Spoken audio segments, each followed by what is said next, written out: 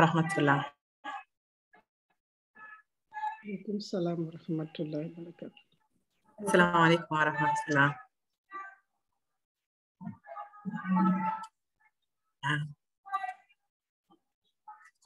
J'avais enlevé le son, je n'entendais pas. Vous allez bien? Alaikum salam wa rahmatullah. Alhamdulillah. Docteur. Merci d'avoir répondu présent pour ce webinaire qui nous tenait à cœur. Je vais laisser sans plus tarder la parole à docteur Abdou Khadr, il est là. Voilà. Docteur, vous allez bien? Je vais bien, Madame Aït, merci. Alhamdulillah. Barakallah. Voilà, donc sans plus tarder, je vais vous laisser la parole et je vais vous laisser animer votre webinaire. Merci beaucoup, Madame Aït. J'espère que j'ai la main afin que je puisse oui, je vous ai nommé co-hôte. Allez-y, de toutes les façons, vous pourrez partager. Allez-y. D'accord. J'ai envoyé un lien dans les groupes si vous avez des questions. J'en ai recueilli déjà quelques-uns que j'ai déjà envoyés à docteur. D'accord? Et voilà, n'hésitez pas à le remplir si vous en avez d'autres. OK? Merci. Docteur, allez-y. Merci, Madame Aït. Donc, je vais sans doute tarder essayer de partager mon écran afin que nous puissions rentrer directement dans le but du sujet qui nous réunit ce soir. D'accord. J'espère que c'est bon pour tout le monde. Vous voyez mon écran? Oui, c'est bon. D'accord. Salam alaikum à tout le monde. Bonsoir. Merci à vous, Madame Aït. Merci à l'association Ouloul Albab d'avoir porté en tout cas leur confiance en ma modeste personne pour sensibiliser. C'est ce que j'allais dire. Ce n'est pas un cours pédagogique. Ce n'est pas également une formation. Nous ne sommes pas à l'université. Madame Aït m'a contacté dans le but de sensibiliser un peu sur la santé mentale, qui est un fléau, qui est un problème de santé publique, mais qui, dans notre contexte socio-culturel, notamment en Afrique, plus particulièrement au Sénégal, où nous avions beaucoup de croyances sociales et culturelles. Donc, ce sont des pathologies, c'est un domaine qui est mal connu, négligé souvent. Donc, d'où l'intérêt de tenir en tout cas cette session afin de sensibiliser le maximum de personnes, afin que nous puissions apporter à certains des éléments de réponse concernant la santé mentale. C'est un domaine vraiment vaste qui regroupe beaucoup de sous-spécialités, beaucoup également de domaines qui interviennent dans la psychologie et sa santé. Donc, en ce qui me concerne, je me nomme Abdou Khadr Dieng, je suis médecin, je suis interne des hôpitaux du Sénégal également et en spécialisation en psychiatrie, actuellement affilié au centre hospitalier universitaire national de l'hôpital de Fann. Donc, c'est un honneur et un plaisir de me tenir avec vous cette session de sensibilisation. Voilà comment j'aime bien l'appeler, donc session de sensibilisation. Et j'espère que cette session profitera à tout un chacun de nous. Donc, il serait important également pour les auditeurs et les auditrices, s'ils ont des questions, donc avec le lien qu'a mis Madame Aït, et j'espère qu'elle a partagé dans le chat box, que vous puissiez poser vos questions et que nous essayerons d'apporter des éléments d'éclaircissement, de réponse, mais surtout d'orientation. Voilà, sans plus tarder, nous allons très vite nous lancer dans le but de cette session et nous essayerons de répondre en quelque sorte à certaines questions. Encore une fois, nous tenons à rappeler que ce n'est pas un cours pédagogique ni une formation, mais c'est surtout une séance de partage. Donc, nous allons essayer de répondre à quelques éléments des questions. Donc, nous allons commencer par répondre à la question suivante. C'est quoi la santé? C'est quoi la santé mentale? Pour répondre à cette question, il faudrait que nous passions donc par d'autres définitions avant d'arriver à la santé mentale. Parce que la santé mentale, comme vous le savez, est une entité de la santé en tant que telle. Et pour définir la santé, qui est quelque chose de fondamental dans la vie de l'individu, parce que sans la santé, nous ne pouvons rien faire. Sans la santé, nous ne pouvons pas interagir avec notre environnement. Sans la santé, nous ne pouvons pas, en tout cas, se réaliser ni aspirer quelque chose de productif, en quelque sorte. La santé est définie par l'OMS. Il y a plusieurs définitions de santé qui ont été proposées dans le monde, mais nous allons nous rabattre à la définition proposée par l'Organisation mondiale de la santé, donc qui définit la santé comme étant un état de bien-être complet, physique, mental, social, et ne consiste pas seulement en l'absence de maladie. C'est très important, toutes ces notions-là, tous ces termes ressortis dans la définition, dans la proposition de la définition de santé faite par l'OMS. Donc, un état de complet bien-être physique, quand on dit physique, c'est-à-dire par rapport au corps de l'individu, mais également psychologique, c'est-à-dire par rapport à l'esprit, et social, c'est-à-dire par rapport aux relations qu'on a avec les uns et les autres et comment on vit surtout en communauté. Et ne consiste pas seulement en l'absence de maladie. Et cette dernière expression, c'est-à-dire l'absence de maladie, est extrêmement importante dans cette définition. Parce que ce n'est pas parce qu'on ne ressent rien dans son corps qu'on est en excellente santé. C'est très important. Ce n'est pas parce qu'on ne ressent pas de douleur, qu'on n'a pas de fièvre, qu'on n'a pas de diarrhée ou autre, qu'on est en bon état de bonne santé. Psychologiquement, on peut être perturbé, on peut être stressé, et cela veut dire dans ces situations-là, donc dans le sens de la définition, qu'on n'est pas en bon état de santé. Et ça, il faut bien le comprendre ainsi. Parce que souvent, dans le domaine de la santé mentale, surtout dans notre domaine, la plupart des gens que nous recevons ont tendance à présenter une réticence par rapport au traitement, par rapport même au suivi. Donc, parce que souvent, l'expression qui revient, docteur Daradalouma, je n'ai rien, je ne ressens rien. Donc, il est important de comprendre que la santé, ce n'est pas seulement une absence de maladie ou bien de souffrance, parce que dans la vie de tous les jours, on est stressé, on est perturbé par différentes situations et vraiment qui nous perturbe, qui nous déconcentre, qui fait de telle sorte que nos relations sociales sont perturbées et dans ces situations-là, on n'est pas en bon état de santé. Alors, ayant défini la santé, ceci va nous permettre vraiment de définir la santé mentale. Et tout au long de cette session, il faut vraiment avoir en tête cette définition de la santé de manière globale avant même de parler de la santé mentale. C'est-à-dire que la santé est un état complet, bien-être physique, mais elle n'est pas seulement physique, également psychologique, également social. Donc, la définition de la santé mentale également, nous allons nous rabattre vraiment à la définition proposée par l'organisation mondiale de la santé. Plusieurs définitions ont été proposées, mais nous allons beaucoup plus nous fier donc à celle proposée par l'Organisation mondiale de la santé. Donc, la santé mentale, bien évidemment, c'est l'ensemble, disons, des ressources dont dispose chaque individu, que ce soit sur le plan physique, sur le plan également psychologique ou social, pour réaliser ses aspirations et pour satisfaire ses besoins et contribuer ainsi à la vie de la communauté et faire un travail productif. Et donc, on comprend aisément que quelqu'un qui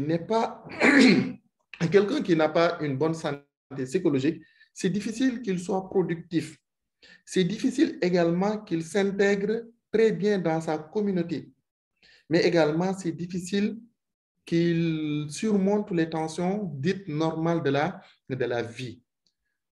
Cela veut dire quoi? Quand on dit que la santé mentale est un état de bien-être dans lequel une personne peut se réaliser.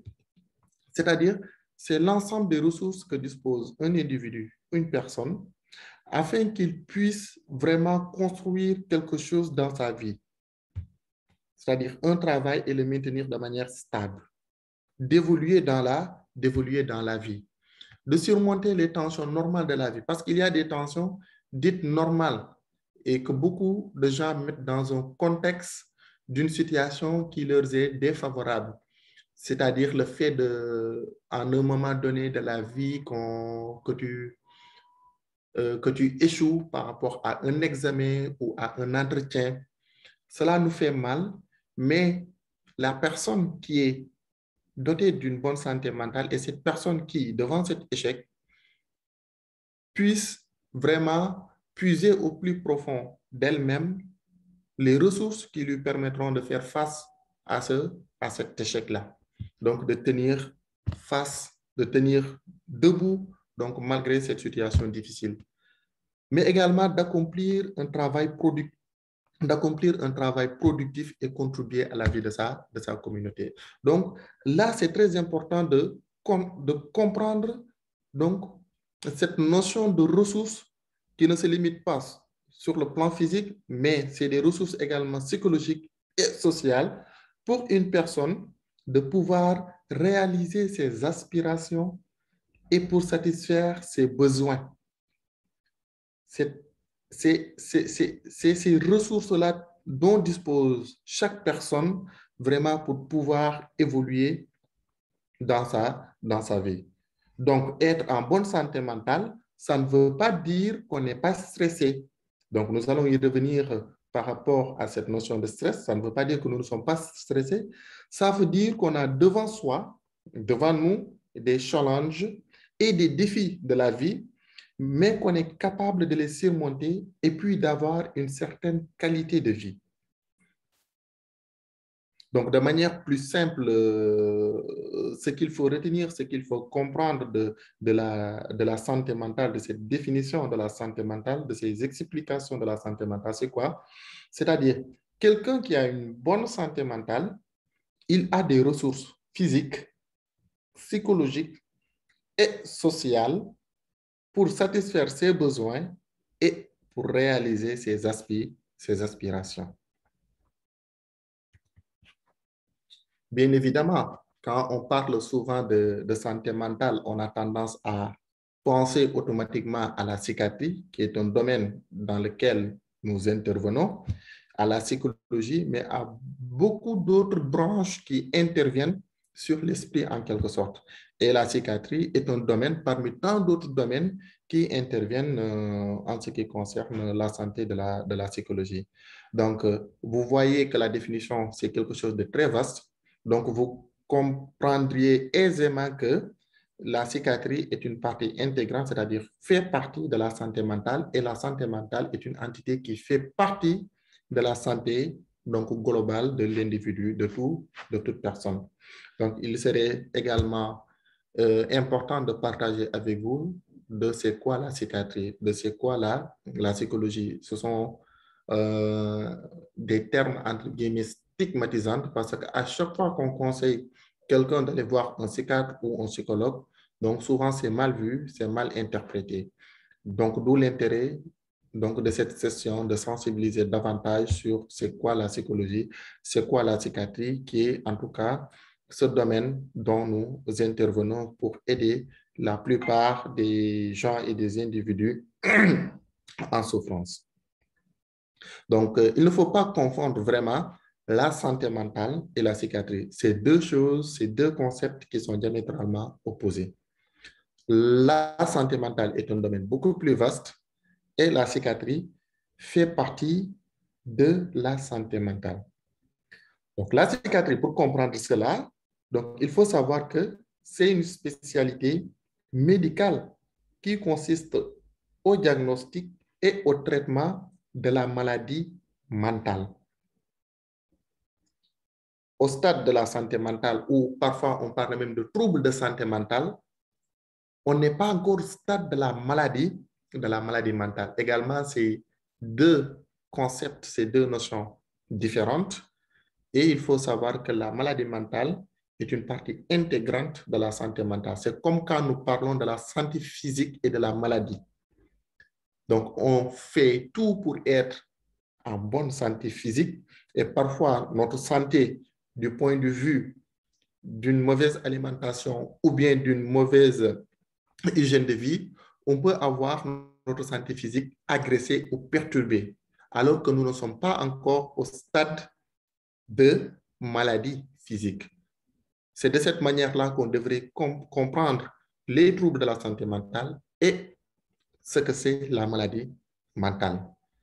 Donc, au stade de maladie mentale, la spécialité médicale qui s'occupe de ça, non seulement de leur prévention, mais également de leur prise en charge, avant la prise en charge, de leur diagnostic et de la prise en charge, cette spécialité est appelée la psychiatrie. Et il faut comprendre que la psychiatrie est une spécialité comme toutes les autres spécialités. Donc, vous verrez sur l'image, à côté, il y a la chirurgie, à côté, il y a la cardiologie.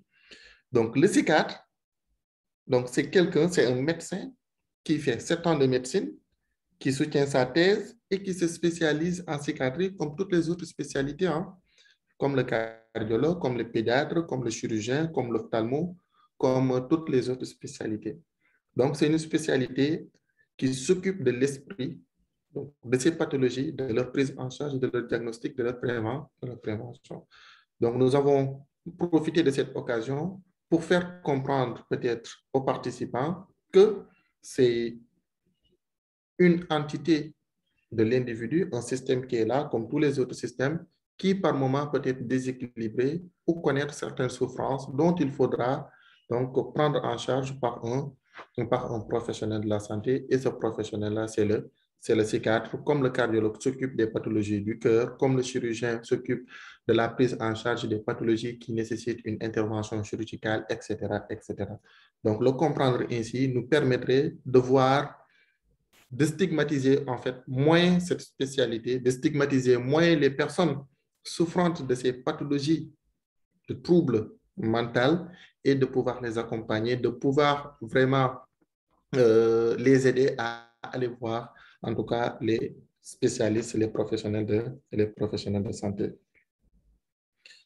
Donc, ceci nous permettra de comprendre que la santé mentale est un concept beaucoup plus vaste, vraiment, et que la psychiatrie n'est rien d'autre qu'une partie intégrée dans la santé mentale. La santé mentale, c'est quelque chose qui concerne tout le monde. À moi qui vous parle actuellement, à vous qui nous suivez, à ces gens-là qui sont atteints de maladies mentales. Tout individu est concerné par la santé mentale. Et ça, il faut que tout le monde le connaisse et le comprenne. Donc, la santé mentale, c'est l'art, c'est le pouvoir, en tout cas, de bien vivre et de bien être dans sa communauté pour faire face aux challenges de la vie de tous les jours. Parce que tous les jours, on est confronté à des challenges, à des situations stressantes, à beaucoup de choses qui peuvent nous perturber psychologiquement. Et la santé mentale, c'est l'art de bien vivre. Et la psychiatrie, c'est cette partie de la santé mentale qui s'occupe de la maladie mentale. Et il faudra comprendre qu'il n'y a pas que la psychiatrie qui s'occupe de l'esprit. Donc, à côté de la psychiatrie, pour vraiment parler des autres concepts de la santé mentale, des autres branches, en tout cas, de la santé mentale. Donc, la psychiatrie, c'est cette partie qui s'occupe des maladies en tant que telles. Mais à côté de cela, il faut comprendre qu'il y a des gens qu'on dit, entre guillemets, normaux, hein, qui sont vraiment concernés par la santé mentale. Et ces gens sont confrontés à des facteurs de risque pour leur santé mentale. Et c'est là où on va parler justement du stress, de la vie de la vie de tous les jours, les conflits, les agressions, etc. Donc, tous ces facteurs-là constituent ce qu'on appelle des facteurs de risque pour la santé mentale parce que c'est des choses qui peuvent nous perturber et perturber notre santé mentale et faire en sorte que nous ne sommes plus en bonne santé au sens vraiment de l'OMS, que je tiens à rappeler que c'est un état complet bien-être qui est physique, mais également mental. Donc, on sent nettement ici que s'il y a quelque chose qui vient perturber notre système psychologique, nous ne sommes pas en bon état de santé. Donc, nous pouvons citer d'autres branches qui s'occupent de l'esprit, hein, telles que la psychologie, telles que la psychanalyse, les thérapies cognitivo-comportementales, la bioénergie. Et bon, je vais peut-être anticiper avant que la question ne me tombe dessus, c'est-à-dire quelle est la différence entre le psychiatre et le psychologue. Bien évidemment, je viens de dire que le psychiatre est un médecin qui a fait 7 ans de médecine, ensuite qui fait sa thèse, ensuite qui se spécialise. Donc, le psychiatre est un médecin donc, qui prescrit, qui traite, qui fait la prévention de la maladie mentale. Alors que le psychologue, c'est quelqu'un qui n'est pas du tout un médecin, mais qui a appris, entre guillemets, des moyens ou des outils qui permettent, disons, entre guillemets, un développement personnel. Donc, j'essaie autant que possible d'utiliser des termes qui ne sont pas médicaux afin que toutes ces personnes qui nous suivent puissent comprendre, en tout cas, le message que nous aimerions faire passer. Donc, c'est en quelque sorte cela.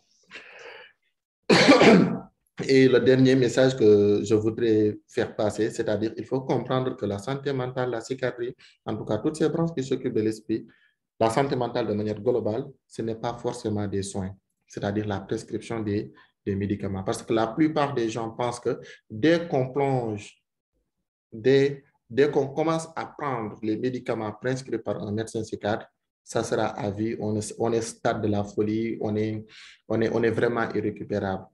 La psychiatrie, la santé mentale, donc c'est au-delà de ça et ce n'est pas seulement que des soins, c'est à la fois des soins, mais aussi de la prévention. Il faut que, suivant certaines situations, certaines personnes puissent être accompagnées afin de basculer ou bien vraiment que l'évolution ne se fasse vers le stade de la maladie mentale.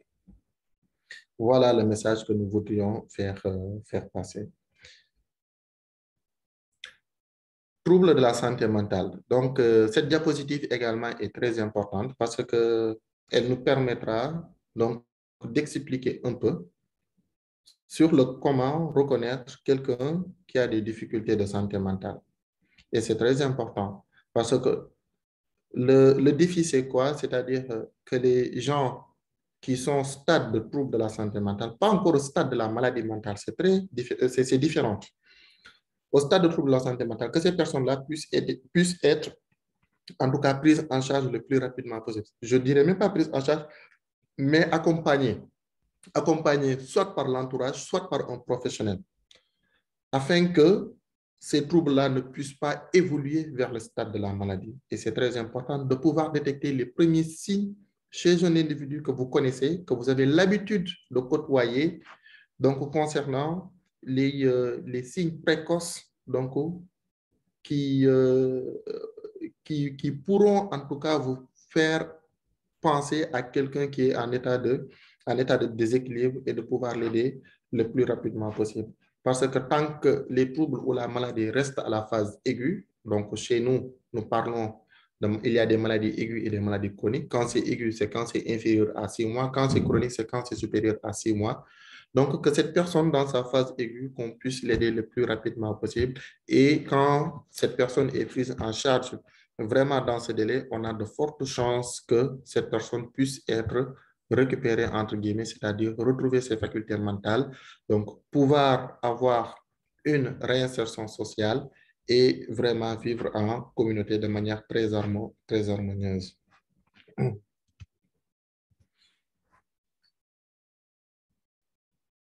Pour reconnaître quelqu'un qui présente des troubles de la santé mentale, c'est généralement quelqu'un qui a des difficultés pour s'adapter. C'est-à-dire, il mène sa vie de tous les jours normalement. Il s'intègre dans une communauté, à un groupe social. Il est en interaction avec les gens. Il a une manière de parler.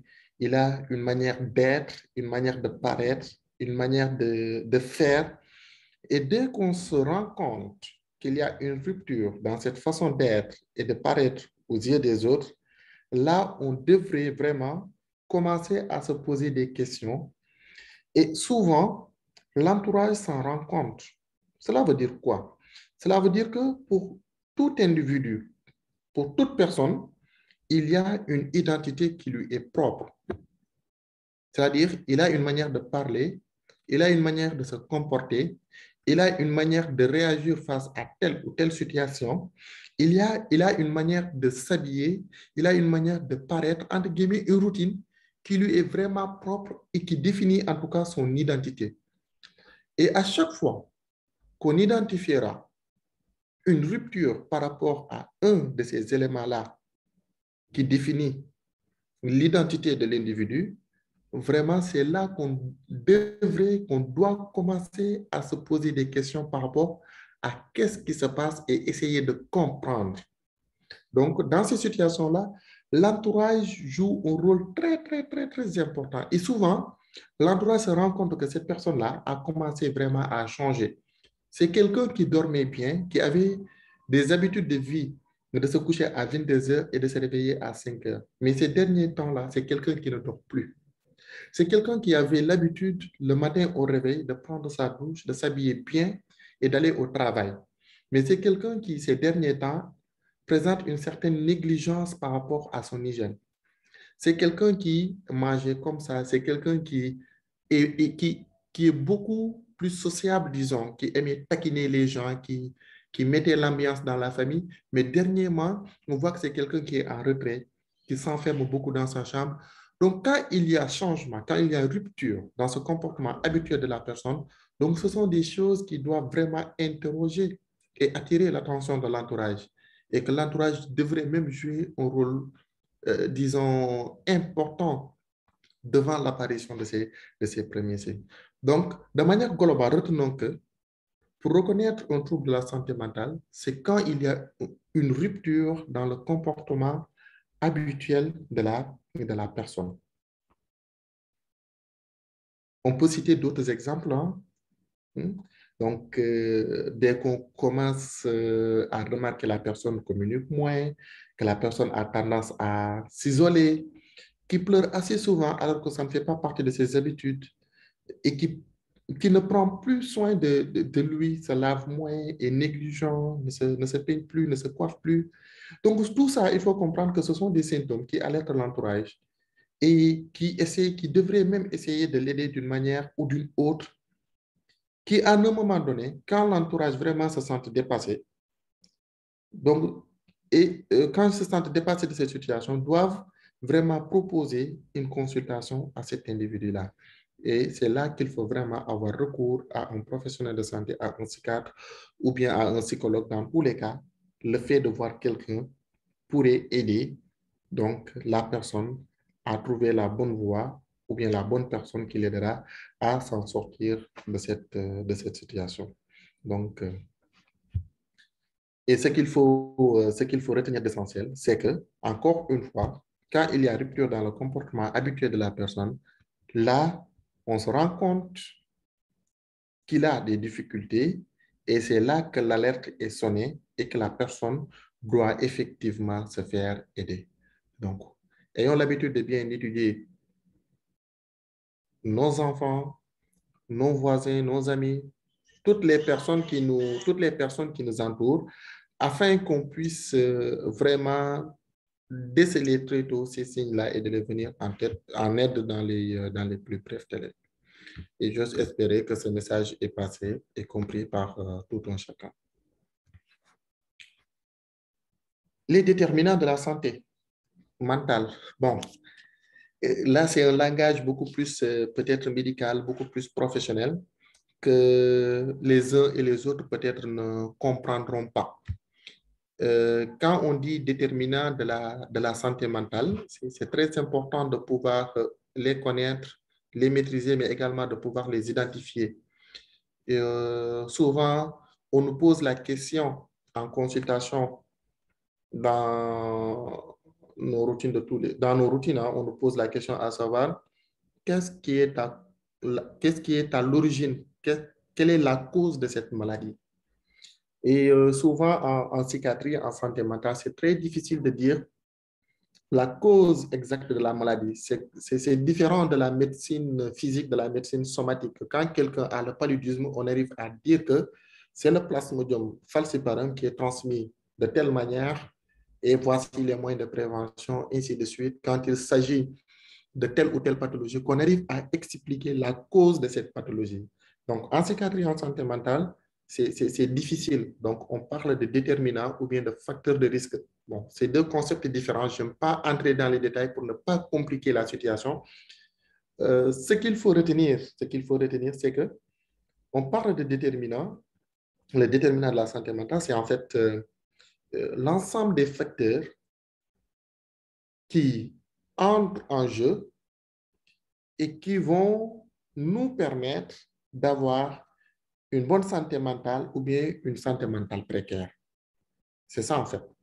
Ce sont ces facteurs-là, l'ensemble de ces facteurs qui nous permettent d'avoir une bonne santé mentale ou bien une santé mentale qui est précaire.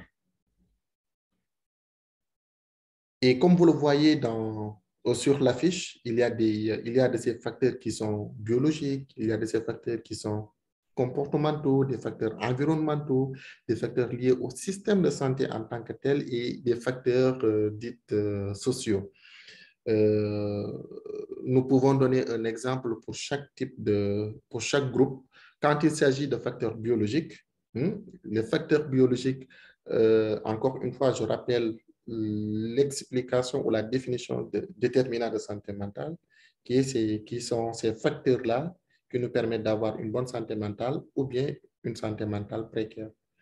Donc, en ce qui concerne les facteurs biologiques, nous pouvons citer par exemple le facteur génétique, c'est-à-dire quand nous avons un ou des parents directs qui présentent une pathologie mentale chronique, comme la schizophrénie, donc il y a de fortes chances quand même qu'un ou plusieurs de ces enfants puissent également présenter cette pathologie, comme dans les troubles bipolaires, etc. Donc, il y a le facteur génétique qui est là. Cela ne veut pas dire forcément que quand nous avons des parents sains qui n'ont pas de troubles mentaux, nous ne développerons pas de troubles mentaux.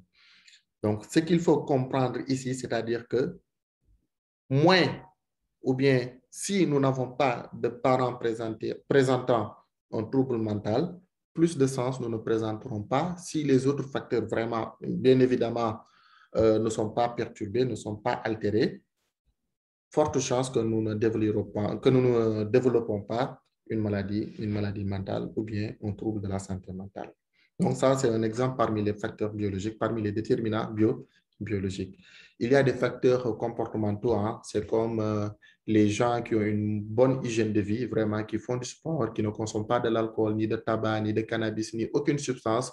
Donc, c'est des gens également, si les autres déterminants sont bien contrôlés, bien en place, non perturbés, ce sont des gens qui ont plus de chances de ne pas développer une maladie mentale. Alors que si quelqu'un a des habitudes comportementales, disons, délétères, qu'il consomme de l'alcool comme il veut, qu'il consomme du cannabis ou plusieurs substances, c'est quelqu'un qui va facilement peut-être développer des troubles de la santé mentale. On peut en citer autant sur le plan social, sur le plan, disons, du système lié donc à la santé, à l'environnement, etc. Donc, je m'en vais peut-être prendre quelques exemples, quelques explications afin de permettre donc à nos participants de comprendre. Si nous prenons l'exemple d'un homme, un homme, donc comme vous le savez, c'est quelqu'un qui a besoin d'être productif. Quand on dit c'est quelqu'un qui a besoin d'être productif, c'est-à-dire un homme, donc naturellement, c'est quelqu'un qui a besoin de subvenir aux besoins de sa vie, mais également de sa famille. Ça, c'est psychologique. Donc, du coup, quand un homme n'a pas ça, psychologiquement, il est instable. Je ne sais pas si j'arrive à me faire comprendre. Donc, un homme a besoin de pouvoir se réaliser. Pour un homme, c'est une priorité de subvenir aux besoins de sa famille. Il a besoin d'avoir des revenus qui sont stables, à pouvoir être autonome, à gagner sa vie à gagner sa vie dignement. Un homme, il faut savoir que quand c'est quand tout ce que je viens de citer là sont réunis, c'est quelqu'un qui est psychologiquement, disons, stable, quelqu'un qui a donc des revenus stables, qui parvient à se réaliser, qui parvient à subvenir aux besoins de sa famille. Donc, c'est quelqu'un vraiment sur le plan social et stable. Et souvent aussi, il faut savoir que, bon, ça c'est une petite parenthèse, hein, que les hommes souffrent beaucoup plus dans leur ménage, hein, dans leur ménage parce que c'est difficile pour eux, pour les hommes, donc de se confier. Donc, ils se confient moins, ils ont moins la possibilité de parler compte tenu justement d'une certaine perception qu'on a de l'homme. Donc, c'est quelqu'un qui ne doit pas se plaindre, c'est quelqu'un qui ne doit pas pleurer, alors qu'un homme peut effectivement aller voir un thérapeute quand il a des difficultés, quand il a du mal à s'en sortir. Et souvent, ce sont ces facteurs sociaux-là, donc cette identité qu'on donne à l'homme qui fait qu'en général, les hommes souffrent beaucoup plus que les femmes. Et c'est très important de le comprendre ici. Donc, à côté des déterminants, donc, je soulignais tout à l'heure qu'il ne faudrait pas les confondre avec les facteurs de risque. En quelque sorte, les facteurs de risque pour la santé mentale, c'est quand souvent on est confronté à plusieurs situations stressantes, à des événements traumatiques qui, pour tout individu, donc, se voit agresser sa santé mentale. C'est quand on subit, comme par exemple, ou bien quand on nous annonce, ou bien quand on perd un être qui est cher, quand on assiste à un accident de la rue qui est grave, etc. Ces situations-là, donc, c'est ce qu'on appelle les facteurs, en tout cas, les facteurs de risque de la santé mentale. Donc, souvent, ce sont des situations qui arrivent et je vais en profiter pour introduire une notion de stress qui est qui est très importante et qui occupe une place très importante dans, en tout cas, la survenue ou non de certaines pathologies mentales. Le stress, bien évidemment, je ne développerai pas tous les facteurs de risque de la santé mentale. J'ai délibérément choisi de parler du stress parce que souvent, c'est une notion très mal comprise par nos populations. C'est une notion mal interprétée et qui est utilisée n'importe comment dans notre société. Et souvent, on vous amène le malade. Pourquoi vous l'avez amené? On te dit automatiquement de faire stresser. Donc, sans pour autant comprendre c'est quoi le stress, qui est un facteur très important dans la survenue ou non de la plupart des pathologies somatiques, pour ne pas dire psychiatrique, et il faut comprendre vraiment donc sa place dans la santé mentale et dans la santé physique de manière générale. Il faut comprendre que, bon, ça sera le message clé. La première chose que je vais confier à tout un chacun qui participe à cette session, à cette émission, que de savoir que le stress est un concept vraiment qu'on doit dédiaboliser. Quand on parle de stress, cela ne veut pas dire qu'on est dans la maladie. Souvent, on affilie le stress à la maladie. Au contraire, non. Le stress est une réaction. Ça, il faut le comprendre, hein, que le stress est une réaction tout à fait normale, que c'est une réaction physiologique. Donc, c'est une réaction que notre organisme met en place à chaque fois qu'il est face à une sollicitation de l'environnement. Ça, il faut que les gens le comprennent. Le stress n'est pas une maladie. Le stress n'est pas une faiblesse. C'est une réaction tout à fait normale de l'organisme à chaque fois qu'il est en face d'une sollicitation de l'environnement. Cela veut dire quoi? Cela veut dire que si nous terminons en tout cas cette session et que chacun se mettra à vaquer à ses occupations, à sortir ou bien à faire autre chose, nous verrons que notre corps se mettra en réaction et en condition pour préparer cette marche ou bien pour préparer cet événement. Parce qu'on va sentir que notre cœur va pomper plus vite du sang qui va arriver aux muscles, également au cerveau, qui vont être ravitaillés.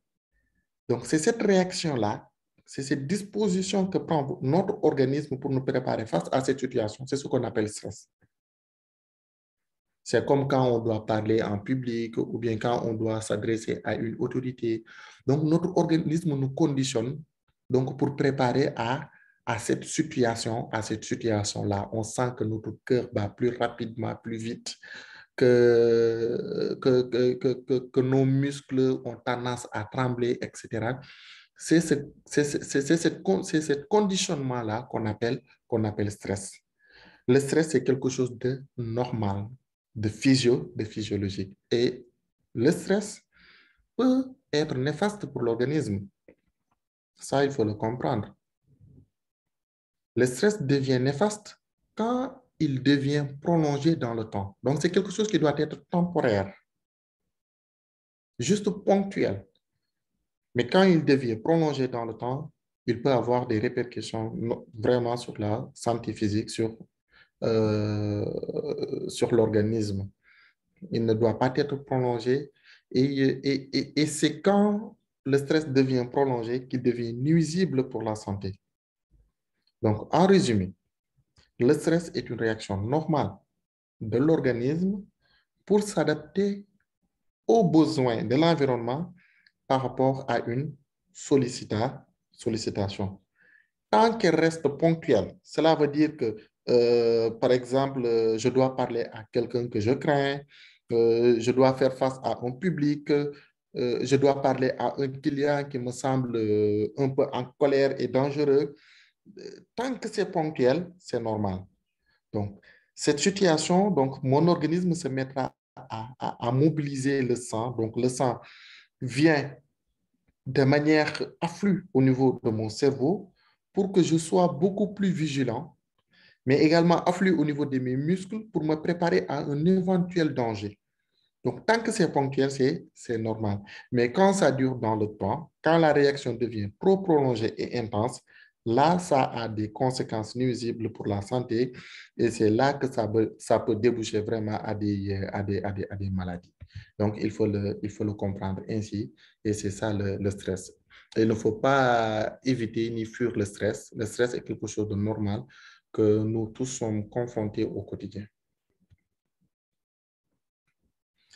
Bien évidemment, j'ai voulu quand même introduire cette notion, la différence entre le stress et la peur. Donc, on a souvent tendance à mélanger ces deux termes, à ne pas bien les reconnaître. Donc, souvent, en situation de peur, on dit qu'on est en stress. En situation de stress, on dit qu'on a peur. Donc, du coup, c'est très difficile de faire la différence entre ces deux. Et comme je viens de le dire en ce qui concerne le stress, si vous le comprenez ainsi, donc c'est ça le stress, c'est-à-dire une réaction physiologique normale que notre organisme met en œuvre à chaque fois qu'il est devant une sollicitation de l'environnement. Donc, le stress n'est pas toujours de la peur.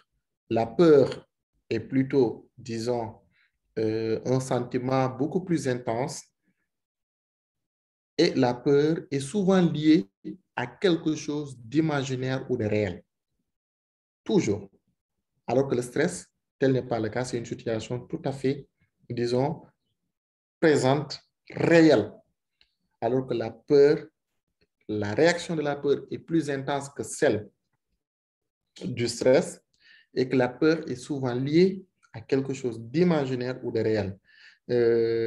Disons, par exemple, vous avez en face de vous un agresseur. Ça, c'est une peur qui est réelle. Ou, disons, que nous sommes là à s'imaginer que notre conjoint, notre partenaire ou notre enfant même va mourir d'une telle ou telle situation ou bien est en danger. Ça, c'est du stress qui va jusqu'à la peur imaginaire.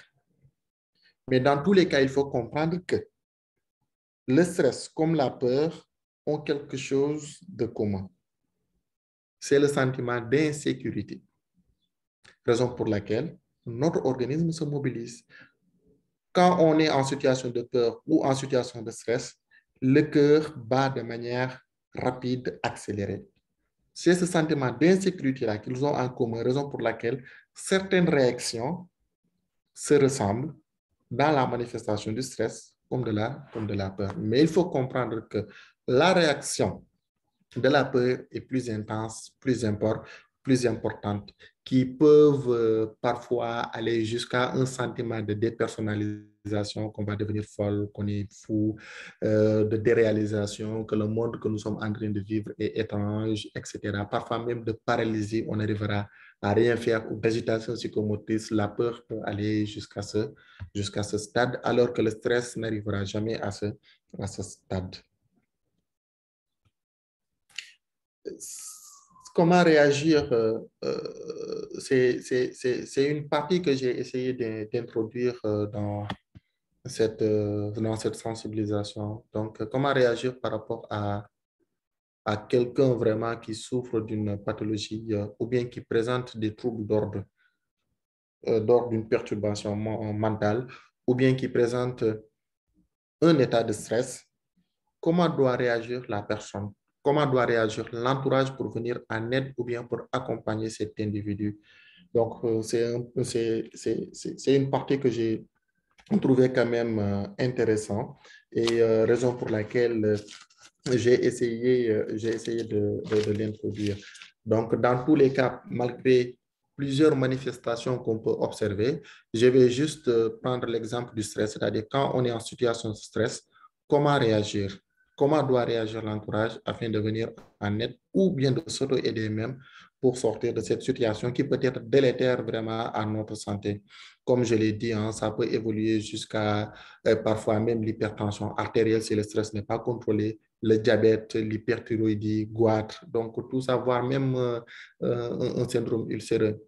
Ce que les médecins disent, les médecins parlent souvent de pathologie psychosomatique, c'est-à-dire une pathologie somatique qui a une composante psychologique, donc dont le point de départ est une situation psychologique qui est là, qui a débouché à une situation physique remarquable et parfois la prise en charge doit se faire dans les deux sens, tant sur le plan psychologique que sur le plan médical. Donc ici, nous allons beaucoup plus développer, c'est-à-dire comment réagir quand on est en situation de stress. Donc, la première chose à faire, c'est-à-dire à partir du moment où on est en situation de stress, en état de stress, c'est d'abord de reconnaître qu'on est en état de stress. C'est très important de pouvoir reconnaître cela. Et la plupart des gens n'ont pas cette faculté, ou bien c'est très difficile d'accepter leur situation de stress. Vous savez, très souvent, on a été tous éduqués d'une certaine manière, du genre, il faut rester fort, il faut surmonter, il faut être courageux, il faut vraiment être quelqu'un d'endurant. Et pour beaucoup de gens, s'il ne reste qu'à ce message, ils sont dans le déni. Et donc, vous pouvez être stressé et puis occulter complètement ces sensations et donner l'impression que vous êtes quelqu'un de fort. C'est là où c'est dangereux. Parce que la conséquence, c'est justement, vous pouvez facilement faire de l'hypertension artérielle, à un moment donné, faire même de l'AVC, de l'accident vasculaire cérébral, ou vous vous retrouvez dans un état ulcéreux ou de goitre parce que vous voulez rester là à affronter la situation. Donc, pour gérer un problème, il faut d'abord reconnaître qu'il y a un problème. Et donc, si vous reconnaissez qu'effectivement, vous êtes en situation de stress, en ce moment, vous allez mettre en place toutes les stratégies nécessaires pour essayer de réduire le stress. Je ne parle pas d'éliminer le stress parce que le stress, on ne peut pas l'éliminer, mais on doit le gérer. Donc, première recommandation qui est extrêmement importante, quand on vit une situation de stress, quand c'est prolongé dans le temps, tantôt j'ai pris l'exemple peut-être de l'homme, cette fois-ci je vais prendre l'exemple de la femme. Par exemple, une femme qui est dans une mauvaise ambiance de travail, qui est dans un climat familial malsain, où il y a beaucoup de conflits, où il y a beaucoup d'agressions, où il y a beaucoup de malversations ou d'allusions malveillantes, ou d'un stress qui est vraiment intense car vous êtes témoin d'un accident grave de la route ou du travail, ou bien ça peut être quelque chose vraiment de répété dans le temps. Une femme qui est agressée, qui reçoit tout le temps des critiques de son mari ou bien des reproches, une femme qui se fait souvent menacer, etc. C'est-à-dire, à un moment donné, la personne a l'impression vraiment de marcher sur des œufs. C'est-à-dire, c'est un état d'insécurité car c'est vraiment prolongé dans le temps et cela peut avoir vraiment des répercussions sur son corps. Donc, la première recommandation dans ces situations-là, c'est d'abord de chercher de reconnaître son état de stress. Ceci le permettra vraiment de ne pas plonger dans le déni et de pouvoir trouver de l'aide. Et parmi cela, donc, la deuxième recommandation, c'est surtout de chercher une personne de confiance à qui parler pour partager l'épreuve et soulager le fardeau psychologique. C'est très, très, très important. La troisième chose, par rapport au comment on doit réagir, c'est-à-dire qu'il faut qu'on essaye de prendre soin de soi en faisant du sport. C'est très important. Je le dis souvent à mes patients que le sport est un médicament que je ne peux pas prescrire sur la feuille d'ordonnance parce que c'est quelque chose que vous n'allez jamais trouver dans une pharmacie. Mais sachez que c'est une prescription que vous devriez vous procurer toutes les semaines, la pratique sportive. Parce que le sport, justement, permet de réguler les tensions de l'organisme parce que le stress vous met sous tension. Les conflits auxquels nous sommes confrontés au quotidien nous mettent sous tension et cela nous perturbe. On ne se concentre pas au travail. Notre sommeil est perturbé. On devient nerveux envers nos enfants, envers nos femmes, envers nos maris. Et tout ça, c'est la situation stressante parce qu'il y a une tension intérieure qui n'est pas libérée. Et la pratique sportive nous permet de libérer ces tensions. Quand on fait du sport, on régule notre organisme et on a plus de ressources pour faire face aux situations normales de la vie, aux situations stressantes. Si on se sent vraiment dépassé, c'est là qu'il faut se faire aider. Vraiment se faire aider. D'abord par l'entourage proche, raison pour laquelle je dis que l'entourage joue un rôle important. L'entourage, par contre, ne peut jouer son rôle important qu'à partir du moment où l'entourage arrive à comprendre l'individu et de quoi il souffre. C'est très important.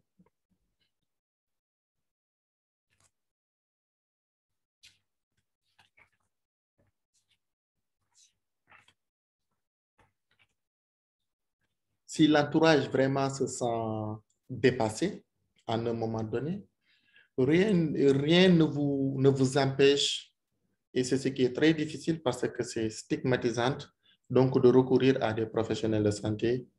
Et un de nos maîtres disait souvent que souvent vous allez entendre c'est mon chirurgien, c'est mon ophtalmologue, c'est mon cardiologue, mais rare vous allez entendre c'est mon psychiatre. Car c'est vraiment stigmatisant. On se voit mal, on a peur que les gens nous jugent ou bien nous voient comme étant une personne folle, etc. Mais il faut savoir qu'à un moment donné, quand sur le plan personnel, on se sent dépassé, malgré tous ces modes de réaction prédéfinis, nous les avons utilisés et que ça ne marche pas. Nous avons essayé de trouver une personne à qui se confier, que ce soit une personne de l'entourage proche ou lointain, ça ne marche pas. Donc, il faut vraiment avoir recours à un professionnel. Et le fait d'avoir recours à un professionnel pour se faire accompagner, cela ne voudrait pas dire forcément qu'il y aura prescription de médicaments. Ce n'est pas parce que nous sommes des psychiatres que aller voir un psy signifie vraiment prescription de médicaments ou que cela signifie folie. Non, il faut avoir la compréhension des choses autrement. Que l'accompagnement que nous pouvons vous apporter, que cet accompagnement peut consister juste à échanger et puis à vous donner des outils qui vont vous permettre de faire face à la situation. Donc, c'est ce que les anglo-saxons appellent faire du coping. Donc, reconnaître qu'on est stressé n'est pas un signe de faiblesse, mais plutôt un signe de sagesse, puisque vous apprenez à vous connaître, à identifier ce qui dysfonctionne en vous.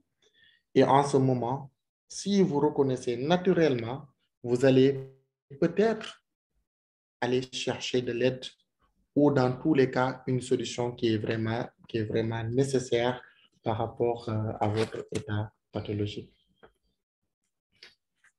Je disais tantôt que l'entourage doit jouer un rôle très important dans ces situations-là. Et l'entourage ne peut cerner son rôle qu'à partir du moment où il comprend ce que souffre la personne, quelle est la situation qui a fait qu'il y a une rupture dans son comportement habituel, à comprendre pourquoi cette personne ne dort plus, pourquoi cette personne n'a plus goût à la vie, pourquoi cette personne est déprimée, pourquoi. À partir de ce moment seulement que l'entourage peut aider. Car beaucoup de gens ne le comprennent pas. On a tendance à refléter l'énergie qui est en nous à ces gens-là qui souffrent. Ils pensent que souvent que c'est un problème de volonté, que c'est un problème de courage ou autre. Et du coup, l'entourage étant donné ne voit aucune blessure physique, ne voit pas que vous vous plaignez de céphalée, ne voit pas que vous vous plaignez de douleur abdominale, vous ne vomissez pas, il ne voit aucune blessure physique apparente. Donc, ils se diront apparemment, tout va bien, mais c'est dans votre tête. On te dit non, lève-toi. On te dit il ne faut pas penser parfois à la mort dans certaines situations, surtout dans la dépression. Malheureusement, l'entourage a envie d'aider, mais il aide d'une manière vraiment maladroite parce qu'ils ne comprennent pas ce que c'est que cette situation. Donc, la première chose, c'est que l'entourage essaie de comprendre de quoi souffre la personne. Car ces situations-là peuvent conduire à la maladie, peuvent conduire la personne à la maladie. Et souvent, c'est des situations qui sont négligées et qui sont souvent très sérieuses. Donc, à partir du moment où l'entourage essaie de comprendre et éviter vraiment de donner des conseils, comme dans la dépression, ils ont souvent tendance à dire qu'un bon musulman ne doit pas penser à la mort, ne doit pas se donner la mort, etc. En fait, c'est des situations que l'individu qui souffre comprend. Il sait qu'un bon musulman ne doit pas le faire, mais il se sent tellement dépassé, il se sent tellement découragé qu'il n'arrive pas vraiment à se voir dans ces situations et que l'entourage vient en rajouter en plus et c'est ce qui augmente la souffrance des gens qui souffrent de certains troubles. D'où le rôle d'être en posture du psychiatre. Et ce que nous faisons, c'est très facile, tout le monde peut le faire. C'est l'écoute attentive, c'est la compréhension, c'est, disons, d'éviter le jugement. Donc, en gros, c'est comme ça que doit réagir l'individu. C'est comme ça que c'est ces outils-là que doivent essayer d'avoir l'entourage. Et à un moment donné, vraiment, si dans un premier stade, l'individu se sent dépassé, l'entourage se sent dépassé, rien ne vous empêche d'aller voir un professionnel. Et le fait de voir un professionnel ne signifie pas forcément prescription de médicaments. Et sans oublier donc de prendre soin de nous en faisant beaucoup de sport. Donc, en résumé, nous allons essayer de conclure vraiment cette session qui est très importante, très vaste. Nous ne pourrons pas tout parler, mais nous avons essayé de partager donc, les aspects de la santé mentale de manière globale, en passant par la définition, en passant par vraiment dégager les déterminants et les facteurs de risque pour qu'une personne ait une bonne santé mentale ou bien une santé mentale précaire. Les outils ou bien les signes, les symptômes qui nous permettent de reconnaître quelqu'un peut-être qui est en phase de basculer dans l'autre camp, qu'on puisse déceler seulement très rapidement afin qu'on puisse l'aider. Le rôle du stress dans la vie est de comprendre c'est quoi le stress et que toute pathologie mentale n'est pas le stress. On a souvent tendance à dire de faire stress, mais le stress c'est quelque chose que nous tous nous vivons au quotidien, mais qu'on doit essayer au maximum d'affronter, d'éviter que cela se répète dans le temps, ou bien d'être profond, ou bien de durer dans le temps. Parce que quand ça dure, cela a des répercussions tant sur le plan de la santé physique, mais également sur le plan de la santé mentale. Mais également de fournir des outils à tout un chacun de nous par rapport à comment on doit réagir face à ces situations de déséquilibre, comment doit réagir l'entourage, mais également qu'il ne faudrait pas hésiter à avoir recours à un professionnel de santé. Donc, ceci étant dit, de manière globale, il faut comprendre que la santé mentale est quelque chose qui nous concerne tous parce que tous les jours, on nous dit que telle personne est décédée de manière brutale et cela nous choque. Tous les jours, on peut être confronté à une situation très grave, très dramatique. Tous les jours, on subit des reproches, des critiques au travail, à la maison. On subit une pression sociale, on subit beaucoup de choses et toutes ces choses-là sont des facteurs de risque, encore une fois, pour une santé mentale précaire. Et à tout moment, on peut basculer de l'autre côté. Il ne faut pas se voir d'un côté et oublier l'autre côté. Moi, Dr. Dien, qui vous parle aujourd'hui, je peux basculer à un moment donné de la vie vers l'autre côté. Donc, c'est quelque chose qui nous concerne tous. C'est comme la santé physique. Rien ne nous dit que demain, nous ne ferons pas un cancer. Rien ne nous dit que demain, nous ne ferons pas une insuffisance cardiaque. Mais nous nous efforçons d'avoir une bonne hygiène de vie, une bonne alimentation, de faire du sport, un sommeil régulier pour que nous ne puissions pas développer l'hypertension artérielle, pour que nous ne puissions pas avoir un AVC, pour que nous ne puissions pas avoir une insuffisance cardiaque, et ainsi de suite. Donc, de la même manière que nous prenons soin de notre santé physique, de la même manière, je pense qu'également nous devrions prendre soin de notre santé mentale en reconnaissant les situations de stress, en faisant beaucoup de sport, en partageant avec l'entourage. Ça, c'est très important. Et on est dans une société actuellement où on partage moins, où on écoute moins, surtout les enfants dans nos contextes socioculturels. En Afrique, les enfants sont moins écoutés et les enfants constituent la couche, donc, disons, de notre population qui souffre beaucoup plus que les adultes eux-mêmes. Les hommes également, parce qu'il y a certaines étiquettes qui sont collés à l'homme et qui font que les hommes parfois souffrent beaucoup plus que les femmes. Donc, cette notion de compréhension est très importante. Donc, être dans une posture de compréhension, d'écoute, d'avoir de l'empathie et non dire que dans la yambare, Google, lève-toi, c'est ceci, c'est cela, alors que ce n'est pas ça. Et d'éviter les conseils. Parce que quand on donne des conseils, on est dans une position de jugement. Donc, la personne qui aide doit être beaucoup plus dans la posture de l'écoute attentive et c'est très important. Donc, et dans tous les cas, l'entourage, que ce soit l'entourage proche, les parents, les frères et sœurs, ou bien les cousins, les cousines, les amis, les collègues de travail, l'entourage joue toujours un rôle très important dans la manière où il doit vraiment observer l'individu et dès qu'il y a une rupture dans son comportement habituel, que cela puisse vraiment le ticket de sonner donc cette alarme et de venir en aide cet individu. Donc, j'ai été un peu long quand même, mais j'ose espérer que ça a été instructif à tout un chacun.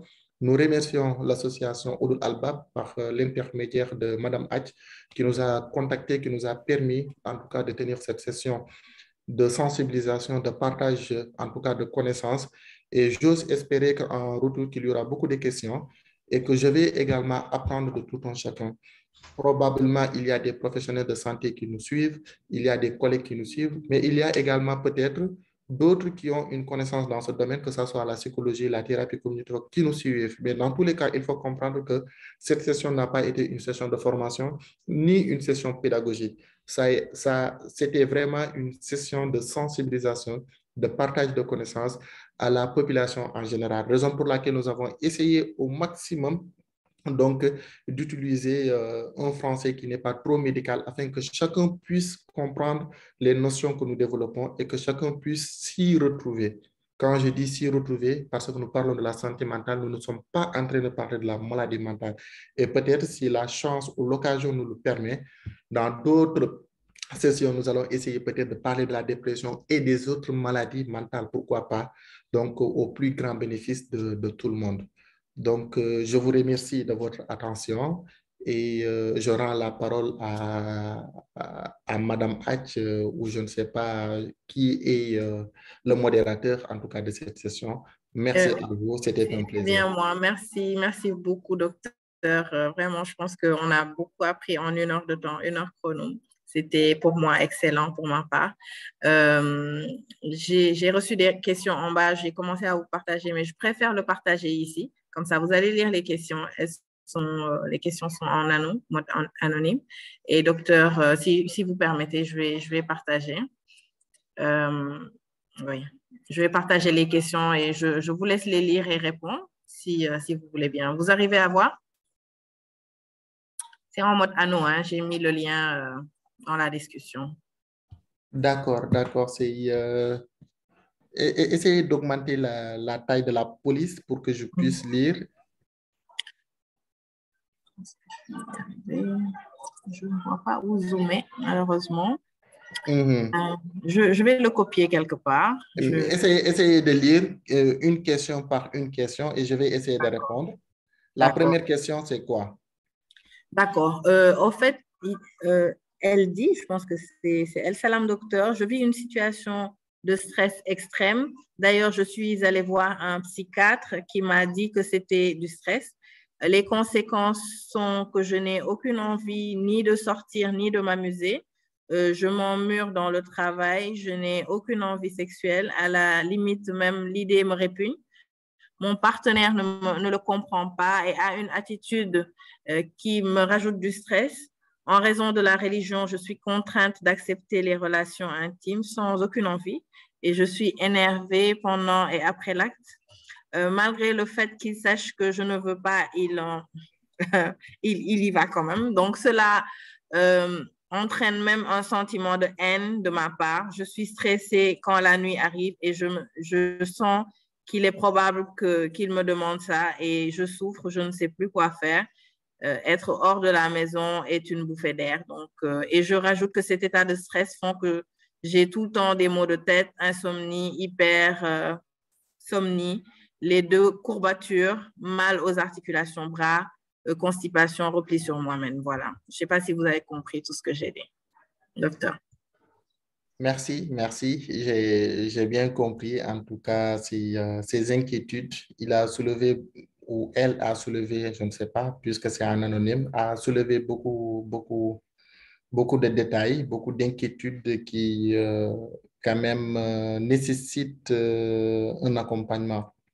C'est, c'est, c'est, c'est, c'est- Mais le plus important dans cette situation, c'est-à-dire, il faut qu'on essaye d'abord d'identifier le facteur stressant. Donc, elle parle de stress et j'espère que ce qu'elle ou ce qu'il dit comme étant stress rentre vraiment dans le cadre de la définition que j'ai donnée. Et comme je l'ai dit, le stress, tant que c'est ponctuel, c'est quelque chose de physiologique. Mais par contre, quand c'est quelque chose de répété ou bien quelque chose qui dure dans le temps, cela a des répercussions sur le plan de la santé, tant physique, mais tant psychologique. Et elle a donné des détails, elle se sent nerveuse, elle ne dort pas, peut-être là, c'est les répercussions physiques, elle a des céphalées, elle a des courbatures, ainsi de suite. Ça, c'est les répercussions de son stress sur le plan physique. Donc, le plus important dans une première situation, c'est qu'il puisse identifier le facteur qui le conduit ou bien les facteurs qui l'ont conduit à cet état de stress. Et quand elle parvient à identifier ces facteurs-là, donc d'essayer de solutionner cela individuellement par l'aide de quelqu'un qui lui est proche ou bien par un professionnel de santé. Et dans ces propos, j'ai dû comprendre que c'est quelqu'un qui est suivi par un psychiatre et j'ose espérer que ce psychiatre-là l'aidera quand même à voir les choses en face et à pouvoir les solutionner afin qu'il puisse retrouver en tout cas son état normal.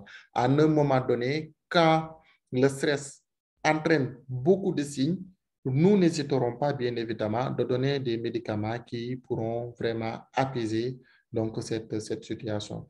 Et cela peut aller à un stade beaucoup plus avancé où vraiment l'entretien, je dirais même la sensibilisation peut se faire avec son mari afin qu'on puisse comprendre, lui faire comprendre donc tout ce qui est en train de vivre cette personne et que cette personne a besoin de temps, a besoin donc d'un coach qui va lui permettre, qui va l'outiller, qui va le permettre donc de retrouver donc au plus profond d'elle des ressources naturelles qui lui permettront de faire face à la situation stressante.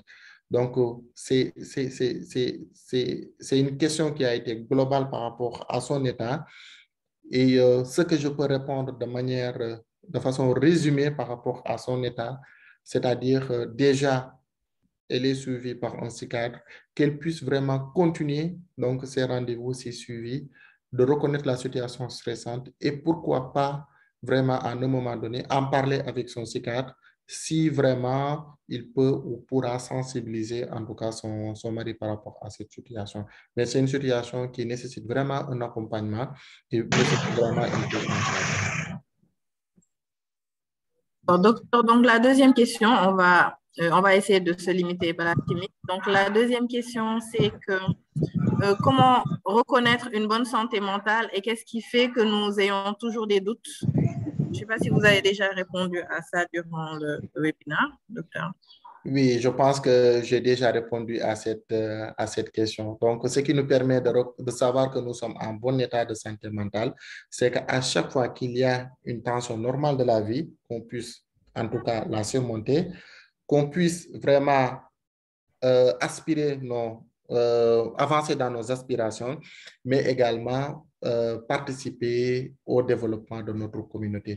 Donc, à chaque fois qu'il y a quelque chose qui est là, qui, à un moment donné, de manière ponctuelle, nous perturbe, mais que nous parvenons vraiment à s'en sortir, on peut se dire qu'on est en bon état de santé mentale. Par contre, quand il y a à chaque fois doute, cela veut dire qu'on n'est pas en bon état de santé mentale. Merci beaucoup. L'autre, c'est comment s'adresser à un enfant dépressif?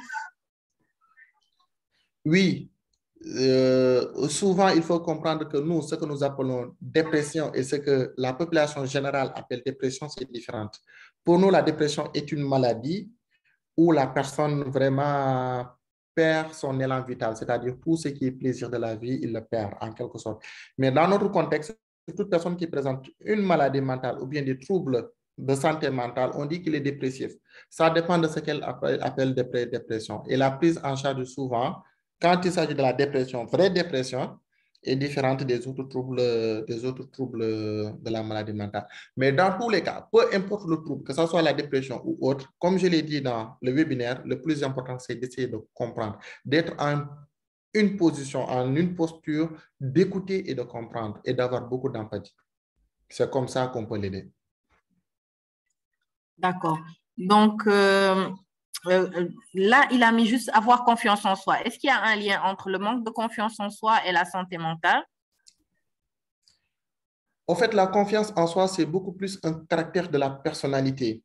Et ça fait partie, en tout cas, disons, des facteurs ou bien des déterminants qui permettent donc à un individu souvent de rester en bonne santé mentale ou bien s'il le manque d'avoir une santé mentale précaire. C'est très important. La confiance en soi, comme par exemple, va jouer dans plusieurs situations stressantes, comme par exemple quand on doit parler en public. Quand on a confiance en soi, on est moins stressé. Donc, on contrôle bien son public, on contrôle bien son discours. Quand on doit parler à des autorités, etc. Donc, la confiance en soi permet donc de surmonter ces petites tensions normales de la vie. Et quand on le manque, ces tensions, en tout cas normales de la vie, vont se multiplier et à un moment donné peuvent vous déséquilibrer. Donc, la confiance en soi est quelque chose de très important.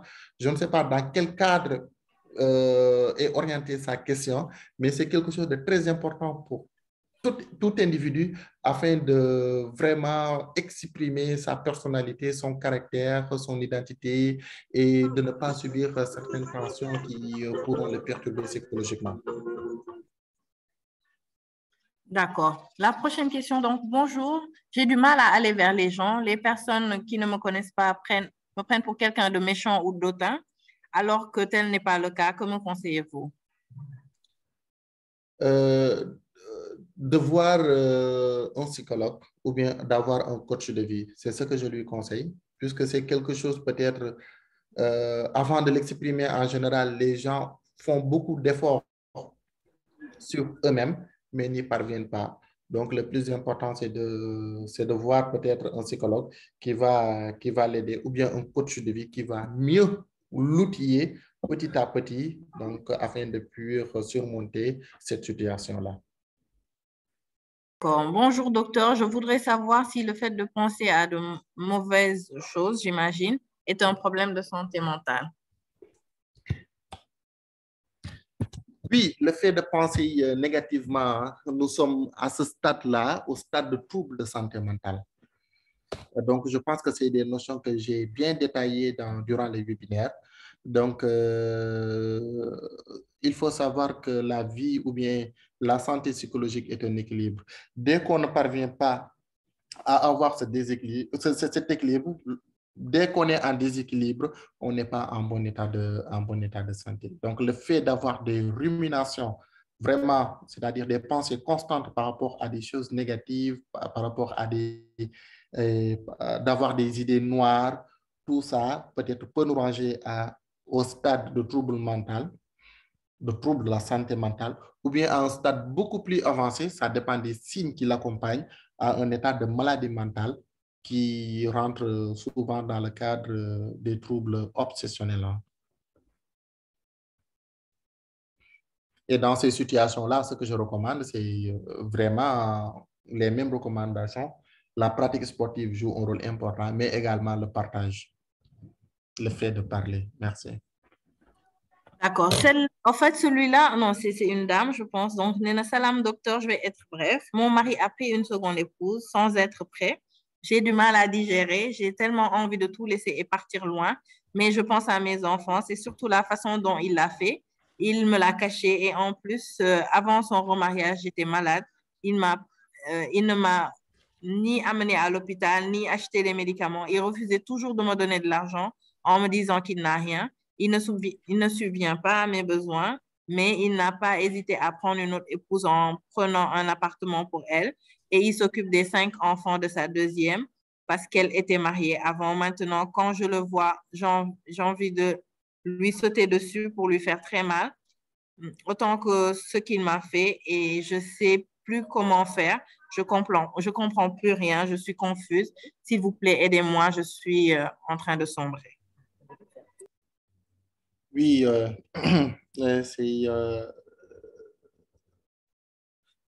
c'est des situations que j'ai un peu détaillées, hein. Et c'est très fréquent dans notre société. Donc, j'ai bien fait la part des choses entre les déterminants et les facteurs de risque. Raison pour laquelle, dans ma conclusion, j'ai dit que la santé mentale nous concerne tous parce que tous les jours, dans la vie de tous les jours, on est confronté à des facteurs de risque qui peuvent nous faire basculer de l'autre côté. Et cette situation est une situation qu'on peut donc similaire à un facteur de risque. Et si elle n'est pas aidée, accompagnée, donc pourrait toujours peut-être basculer dans l'autre côté. Mais il faut savoir que des situations que la personne, à un moment donné de sa vie, peut s'en sortir tout seul, peut s'en sortir avec l'aide de l'entourage ou peut s'en sortir avec l'aide donc d'un professionnel. Et ça, c'est vraiment très fréquent dans notre société, surtout ces femmes-là qui vivent ces situations-là, donc qui vivent dans une situation familiale vraiment tendue avec des ententes vraiment très, très, très, très, très, très, très, très difficile. Et du coup, on peut les ranger dans les situations de la santé mentale à ce stade. Elle n'est pas encore dans le stade peut-être de la maladie. Donc, tout nécessite une consultation, un entretien pour vraiment se prononcer sur quelle partie ou quel stade elle est. Mais elle est vraiment en une situation stressante prolongée. Elle est dans une situation qu'on peut considérer comme étant un facteur de risque pour sa santé, pour sa santé mentale. Donc, c'est le fameux Mouniel, hein, c'est le fameux Mouniel de notre société. Mais il faut savoir que Mouniel ne veut pas dire vraiment ne pas aller chercher de l'aide. Voilà ce que je peux répondre. Le Mouniel ne veut pas dire ne pas aller chercher de l'aide. Donc, il ne faut pas hésiter d'aller voir quelqu'un un professionnel de santé, donc à qui elle pourrait s'asseoir, expliquer de long en large, en tout cas ses soucis, ses problèmes, et ainsi, ce professionnel-là pourra essayer de l'outiller, de l'aider et de l'accompagner. Donc, malheureusement, dans notre contexte socio-culturel, hein, c'est une situation qui peut paraître normale, hein, mais pas tout à fait le cas d'un individu donc, à un autre. Donc, ce fameux Mouniel qui ronge beaucoup de femmes. Et encore une fois, le message que je souhaiterais lui faire passer et passer à toutes les femmes qui nous suivent, le Moune ne veut pas dire ne pas aller chercher de l'aide. Merci. D'accord. Je suis particulièrement touchée par ce message-là. Je suis en train de sombrer. La prochaine question, c'est bonsoir. Que faire en cas de déni du malade lui-même et de son entourage souvent? En fait, c'est un sujet tabou, hein, comme vous l'avez dit au début. La maladie psychologique, donc beaucoup font du déni. Que faire? Bon, si le malade présente un déni, ça sera très difficile parce qu'il occulte complètement ses sensations. Et c'est plus dangereux quand le malade fait un déni et que l'entourage également fait un déni. Donc, c'est une personne qui sera difficilement, ou bien c'est une personne qu'on peut aider très difficilement. Donc, au moins, j'ose espérer qu'il y a quelqu'un dans son entourage, quelqu'un au moins qui aura l'idée de dire que ce n'est pas une pathologie, qu'on ne devrait pas aller voir un professionnel de santé. C'est à partir de ce moment seulement qu'on peut aider cette personne. Mais le malade et l'entourage dans le déni, je dirais que c'est le chaos. On ne pourra, entre guillemets, rien faire. Mais c'est très rare que tout l'entourage, tout l'entourage, donc, soit dans le déni. Il y aura au moins une personne qui se dira, donc c'est peut-être pas ça, mais ça peut être ça. Il faut qu'on l'amène voir un professionnel de santé. Et cette personne peut même se batailler avec la famille ou bien même amener cette personne en consultation. Donc, de force ou avec son consentement, d'aller voir un professionnel de santé. Et c'est à partir de ce moment-là qu'on peut l'aider. Mais dès qu'on plonge dans le déni, il faut savoir que le déni, c'est occulter complètement les sensations ou bien la maladie. C'est ne pas reconnaître cela. Et quelqu'un qui ne reconnaît pas sa maladie, ça sera très difficile de le faire aider. D'accord. Donc, la prochaine question, c'est par quel mécanisme le sport permet-il de réguler le stress? Oui, par quel mécanisme le sport permet de réguler le stress? Donc, c'est physiologique en quelque sorte parce que, comme je l'ai dit, quand on est en état de stress, on est sous tension. C'est-à-dire, dans un langage beaucoup plus terre à terre, beaucoup plus simple, c'est-à-dire, c'est comme tout est comprimé dans notre organisme. Tout est compressé. Donc, on ne fait que penser à ça. On ne fait que ressentir la situation stressante. On ne fait que vivre la situation stressante dans notre pensée.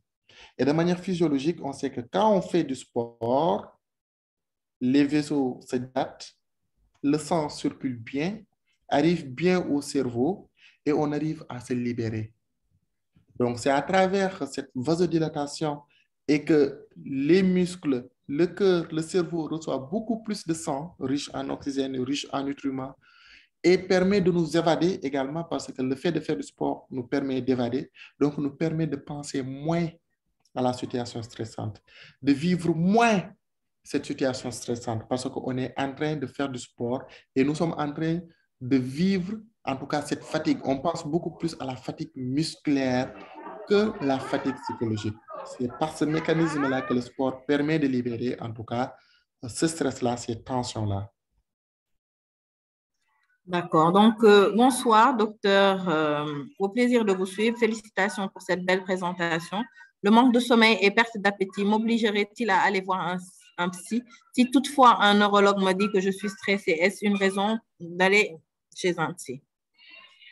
Encore une fois, il faut que je répète le message. La situation stressante est quelque chose de tout à fait normal physiologique. Mais elle est normale physiologique tant qu'elle reste ponctuel. Nous sommes tous confrontés au stress. Moi, tout à l'heure, avant de commencer cette présentation, déjà à 16h50, j'ai commencé à stresser, à dire que mon message sera bien véhiculé, que mon public va bien me comprendre. Donc, j'étais en situation de stress. Mais tant que c'est ponctuel, c'est-à-dire tant que c'est les premières minutes après, on se libère, c'est bien. Ça passe, d'accord. Et c'est normal. Donc, il ne faudrait pas qu'on voit le stress comme étant une faiblesse ou une maladie. Ça, il faut qu'on le comprenne. C'est très important. Mais le stress devient encore une fois néfaste. Je ne dis pas pathologique encore une fois, mais néfaste quand elle est prolongée, quand elle est répétée. C'est-à-dire un exemple d'une femme dans la maison, à chaque fois qu'il rentre dans la maison, il y a des reproches qui sont sur son dos, des remarques. On lui traite de tous les noms. Donc, ce stress répété-là peut avoir des répercussions sur sa santé. Cette femme peut ne plus dormir, peut tout le temps être colérique, ne mange pas, etc., etc. Donc, ça, il faut le comprendre. Maintenant, il faut qu'on définisse qu'est-ce que vous appelez par stress. Et ça, il faut s'asseoir avec un professionnel. Donc, avec les questions qu'ils vont vous poser, donc essayera de comprendre est-ce que c'est vraiment une situation stressante ou pas. Parce que souvent, c'est nous-mêmes qui posons le diagnostic, je suis en situation stressante, sans pour autant qu'un professionnel le dise. Par contre, le fait de ne pas dormir, c'est pathologique. Ça, il faut le comprendre. Le fait de ne pas manger, c'est pathologique. Donc, une personne au quotidien doit avoir un temps de sommeil récupérateur, pour ne pas dire 8 heures ou 10 heures de sommeil. Un sommeil récupérateur. Par contre, si on sent vraiment que ce sommeil-là, ce temps-là est perturbé, d'une manière ou d'une autre, avec des répercussions dans le bon sens ou dans le mauvais sens, c'est-à-dire une insomnie bien tolérée ou mal tolérée, ça c'est pathologique. Il faudra qu'on essaie de trouver quelle est la cause de cette insomnie et le traiter. Si on ne mange pas également, c'est pathologique parce qu'une personne vraiment doit donner à son organisme l'ensemble des éléments dont il a besoin pour fonctionner. Donc, l'un ou l'autre, on ne peut pas dire que vraiment c'est normal. On doit vraiment prendre en charge les troubles du sommeil, mais également les troubles alimentaires, que ce soit dans le sens d'une anorexie, d'une boulimie, d'une hyperphagie, peu importe le stade où se trouve le trouble, on doit prendre en charge cela. On peut toujours, voir un professionnel directement spécialiste qui est le psychiatre en fonction du trouble, ou bien un généraliste qui peut, dans un premier temps, évaluer et si au besoin, il juge nécessaire qu'il faut une prise en charge neurologique ou psychiatrique, donc vous orientez. Donc souvent, ce sont des questions que je dis entre guillemets, n'aime pas parce qu'on te dit, si c'est ça, est-ce que je dois faire ça? Si c'est ça. La médecine ne fonctionne pas comme ça. La médecine, c'est un traitement étiologique. Comme je le dis souvent, on a sama bopp day metti ndax mën naa jël paracétamol, mais non. Bopp buy metti mën na am centaine de causes. Bopp buy metti mën na nekk tension. Bopp buy metti mën na nekk bët yu metti myope. Bopp buy metti mën na nekk otite, mën na nekk encéphalite te benn bu nekk bokkul ak ñu koy fajee. Bu dee bopp buy metti bi la tension la, paracétamol du ko faj, c'est des antihypertenseurs. Bu dee bopp buy metti bi myopie la, mais paracétamol du ko faj, takk ay lunettes moo koy faj, et ainsi de suite. Donc, trouble du sommeil qui, dans un premier temps, une consultation, on évalue. Donc, c'est un ensemble de signes qui nous donne un syndrome, qui nous oriente vers un diagnostic, et le diagnostic, nous devons traiter. Donc, ça, je ne sais pas si j'ai bien répondu à sa question, mais en quelque sorte, c'est cela. Il faut comprendre que les Japonais, ils ne normal. Le fait aussi de ne pas manger, c'est normal parce que yaram bi day soxla ay ferñeent. Donc, dans tous les cas, il lui faut une consultation spécialiste ou générale pour une évaluation et une orientation. D'accord. Le message suivant, salam docteur, je me sens très mal, j'ai divorcé depuis le mois d'août. Je n'ai personne à qui parler, je vis seule avec mon bébé de 18 mois. Je ne dors pas très bien, j'ai perdu je ne dors pas, excusez-moi. Je ne dors pas, j'ai perdu... Désolée. Voilà, je ne dors pas très bien, j'ai perdu 20 kilos, j'ai tout le temps des maux de tête. Quant à mon entourage, ils sont fous. Côté professionnel, j'ai un chef qui me fatigue H24. J'ai une seule envie, crier au monde entier que j'ai mal. J'ai même pensé me marier au premier venu juste pour me retrouver seule. Tata Nadia, je te donne la main pour le reste des questions, s'il te plaît. Hein. On a 10 minutes restantes après. Parce que film avec de femmes bruit pour l'enregistrement. Docteur, dégg nga question bien? Oui, j'ai bien entendu la question. J'ai bien entendu la question.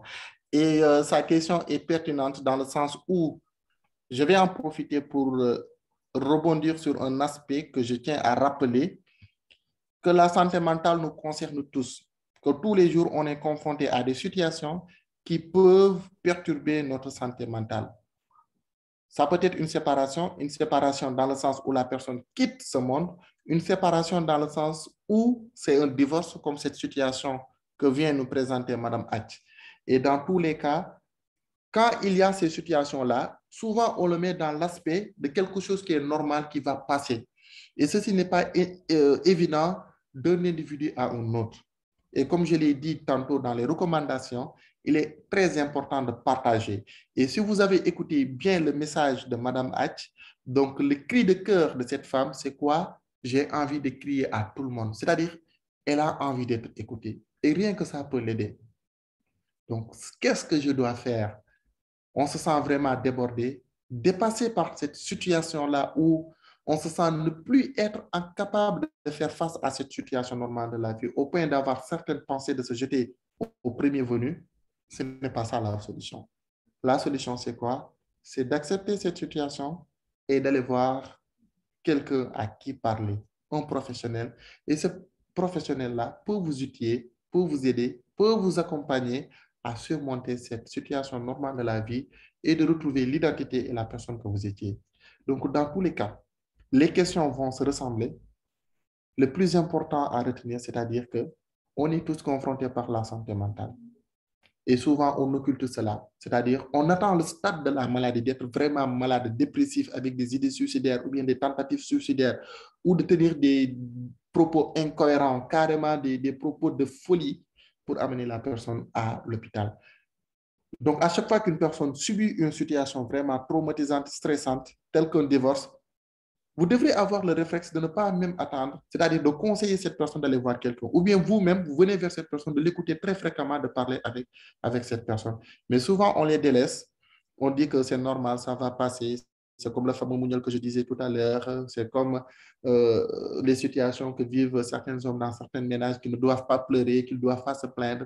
C'est des situations vraiment stressantes et qui vraiment peuvent, quand c'est accumulé, perturber l'individu. La solution, encore une fois, c'est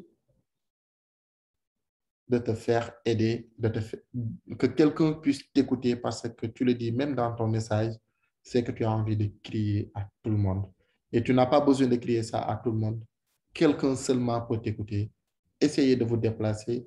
Voyez cette spécialité moins stigmatisante comme la cardiologie, comme la pédiatrie, comme les autres spécialités, et non une pathologie de folie où on ne traite que des folies, où on ne donne que des médicaments. Parfois, on peut toujours vous accorder une oreille attentive de manière très rapprochée, répétée. Et ça peut soulager, ça peut aider. On peut toujours vous donner des outils qui vont vous permettre de sortir de cette situation. On peut toujours vous accompagner. Voilà ce qu'il faut faire. Docteur, je prends le relais. D'accord. Voilà, donc en tout cas, merci pour ce webinaire. Moi, je vous suis depuis Marseille. Voilà, donc la prochaine question, c'est, je rajoute à cet état de stress, je rajoute que cet état de stress font que j'ai tout le temps des maux de tête, d'accord, des insomnies. Je pense que ça a été évoqué.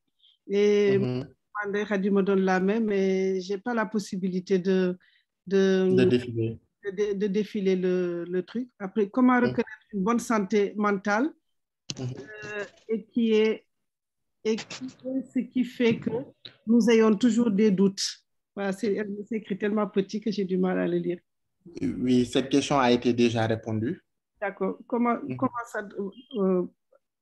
voilà, donc ça a été déjà répondu. Je pense qu'il y a dans les...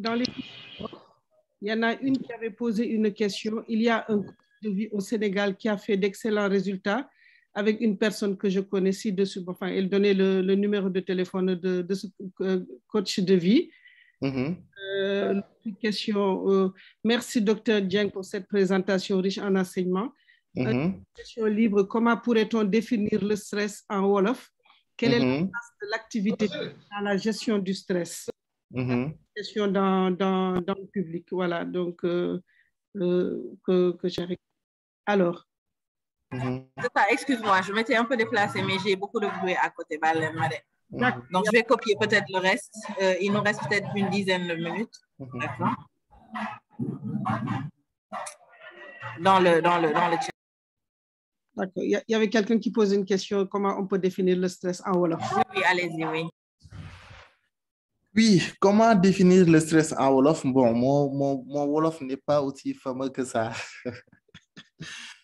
Mais bon, peut-être essayer de traduire littéralement la définition française et d'essayer de donner une explication en Wolof, quoi. Donc, bu ñu nee nit ki dafa nekk en situation de stress, moi, à chaque fois nit ki. Docteur Dieng. Oui. C'est Docteur Babou. Je voulais juste vous aider par rapport à cette formulation. Je vous avais entendu parler, je ne sais pas si ça vous aider. Vas-y. Vous avez dit deux termes. Le premier, c'était Djakhle, le deuxième, c'était Ndiakare. Djakhle et Ndiakare. Bon, pour la différencier avec titre, la peur, quoi. Merci. Merci beaucoup. Merci beaucoup pour votre contribution, cher ami docteur Babou. C'est un plaisir de savoir que vous nous suivez. Et merci également pour ces éclaircissements. Donc, voilà, je pense qu'il a apporté en tout cas les éléments d'éclaircissement par rapport à cette interrogation. Donc, mon Wolof n'est pas aussi fameux que ça, je le disais.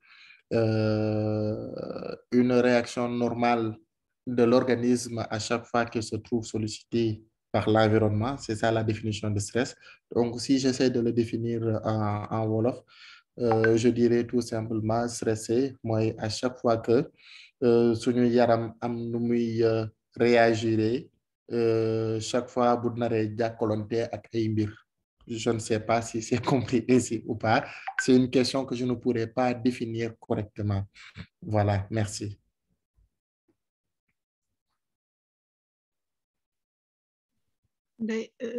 Donc, je continue. J'ai mis les questions dans le chat. Tu peux. Vas-y, il y a trop de bruit là. Bonjour, j'ai 26 ans et toujours célibataire. La pression sociale commence à me détruire. Je pleure la nuit et je suis tout le temps en train de penser à ça. Pourriez-vous me parler de la dépression post-partum? Merci beaucoup. C'est deux choses qui sont vraiment différentes, la dépression du postpartum et la pression sociale dont elle vit par rapport à sa situation matrimoniale de célibat. Donc, comme je le disais encore, je vais toujours répéter cela, la santé mentale nous concerne tous. Et souvent, on est au stade de trouble mental, de trouble de la santé mentale, mais on n'est pas au stade de maladie mentale. Et quelqu'un qui subit ces genres de pression qui est souvent répétée dans la vie de tous les jours, etc., la personne vous sourit tout le temps, mais psychologiquement, c'est quelque chose qui le détruit. Donc, c'est quelqu'un qui est en une situation de trouble de la santé mentale. Vous voyez que chacun s'y retrouve. Donc, on a souvent tendance à dire cicatrice, c'est pour les faux, c'est pour les forts. Mais quand on éclaircit la question de santé mentale, vous voyez, tout le monde s'y voit. Donc, d'où l'intérêt de sensibiliser, de partager et que les gens se fassent écouter. N'ayez pas peur de vous faire écouter. Donc, cette situation vraiment est une situation vraiment stressante. Et souvent, encore une fois, comme je l'ai dit, quand on se sent dépassé, quand on a l'impression de ne plus avoir les ressources naturelles, psychologiques et physiologiques pour faire face à cette pression sociale, à ces situations-là, à ces événements-là, vraiment essayer d'avoir recours à un coach de vie. Parfois, on les appelle coach de vie, à un psychiatre, à un psychologue. Parce que c'est toujours quand même payant, hein? Peut-être à long terme, parce que notre prise en charge demande beaucoup de temps pour que la personne puisse retrouver l'équilibre qu'il souhaite dans sa vie. C'est très important. La dépression du postpartum, c'est autre chose. Le postpartum, quand vous l'entendez, le partum, c'est l'accouchement. Post, c'est après. Donc, c'est la dépression qui survient après l'accouchement. Vous savez que le corps de la femme est quand même, du point de vue physiologique, très complexe du fait de la variation des pics d'hormones, d'oestrogène, de progestérone après l'accouchement. Et donc, du coup, la dépression du postpartum, comme son nom l'indique, c'est une dépression qui est une maladie mentale avec des critères de définition qui est observée dans le post, ce qui veut dire après partum accouchement. Donc, c'est cette dépression, de forme de dépression qui est observée après l'accouchement. Donc, qui peut être liée à plusieurs facteurs.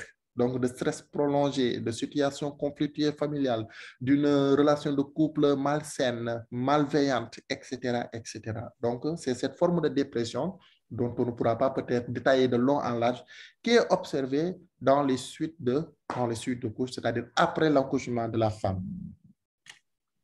Merci. La question suivante, c'est la mise en place des mesures. On va prendre une dernière question parce que Timis désolée de ne pas avoir pu répondre à tout. Donc, une dernière question comme ça, docteur, docteur. Et vraiment, merci à tous d'avoir participé. On pose la dernière question. Je pense que en cette période de pandémie, il y a une question. La mise en place des mesures gouvernementales liées à l'épidémie de COVID-19 a entraîné des bouleversements au niveau de la population, surtout au niveau des jeunes et des enfants. Pour vous, quelles sont les mesures à prendre en cette période, disons, post-Covid pour venir en aide à ces derniers? Oui, je pense que, si je ne me trompe pas, le gouvernement, notamment le ministère de la Santé, avait mis en place une cellule, c'est la cellule de prise en charge psychosociale, donc concernant cette pandémie à COVID-19, où les familles, les enfants, en tout cas, toutes les couches de la population sont prises en charge et sont accompagnées. Peut-être que c'est mal connu. Moi, en personne, je faisais partie lors de la première pandémie de cette cellule de prise en charge psychosociale. Et comme je l'ai dit, on ne peut pas dire exactement c'est ce qu'on doit faire, mais ça dépend d'une personne à une autre, d'une famille à une autre, d'une situation à une autre.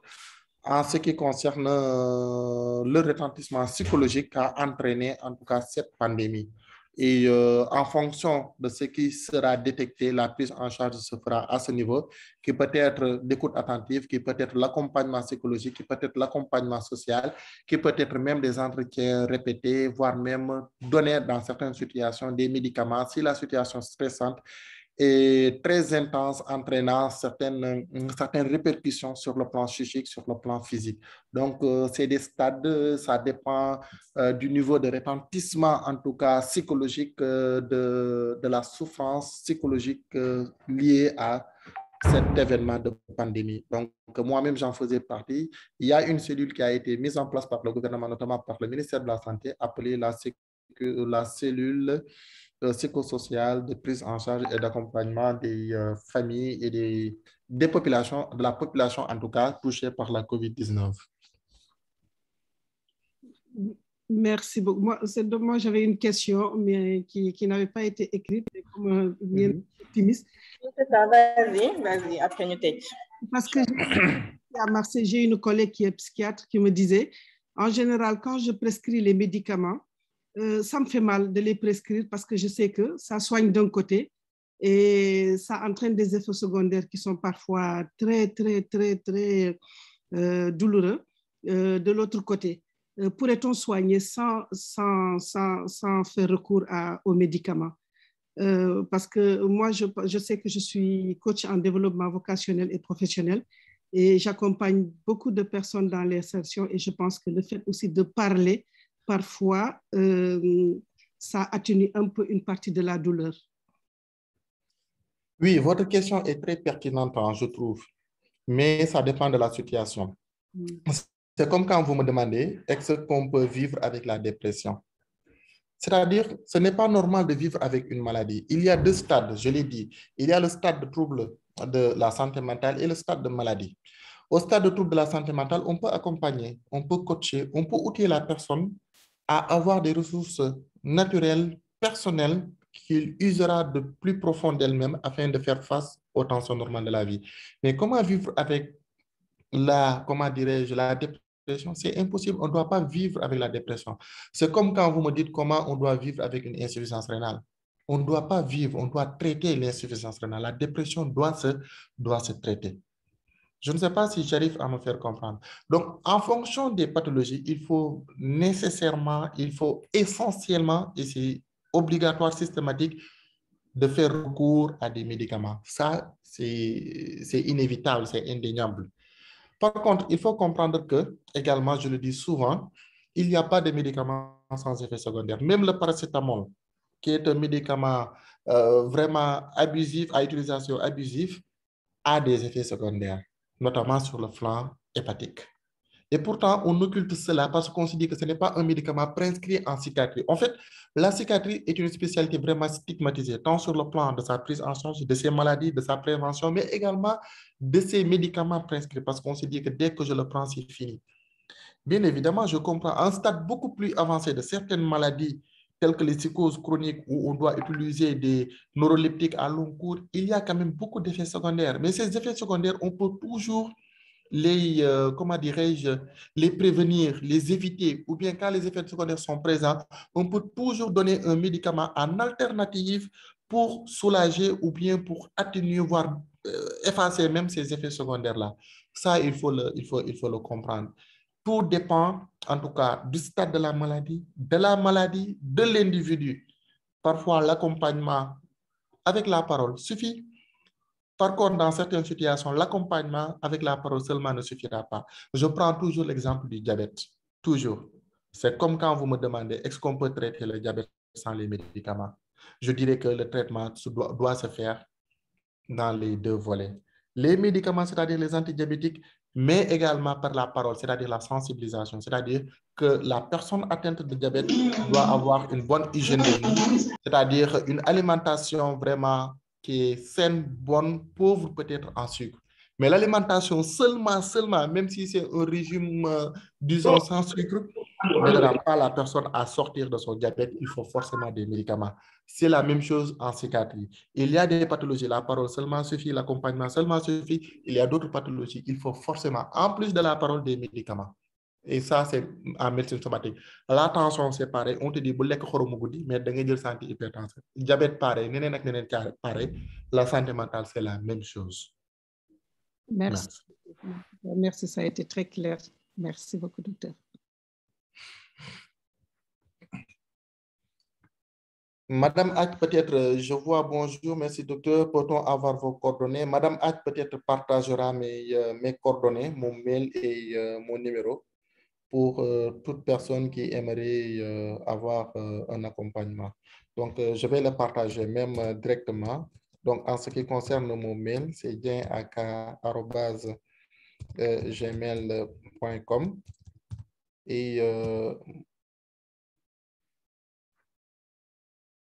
et mon numéro de téléphone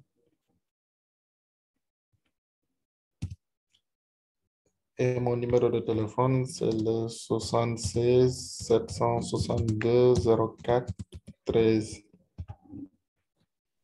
Vous avez oublié le AK? Oui, c'est le Dien AK, oui, effectivement. C'est Dien, j'ai oublié, Dien AK @gmail.com. Voilà, c'est ça. En tout cas, merci pour cette très belle présentation. Merci. Docteur. Khady, elle a du mal à se connecter là parce qu'elle doit... Allez, bon, moi je vais vous quitter peut-être. Il y a la prière de Maghreb qui nous attend. Merci beaucoup, docteur. Et puis, merci. Ça a été une... Merci beaucoup. On a beaucoup appris. Merci.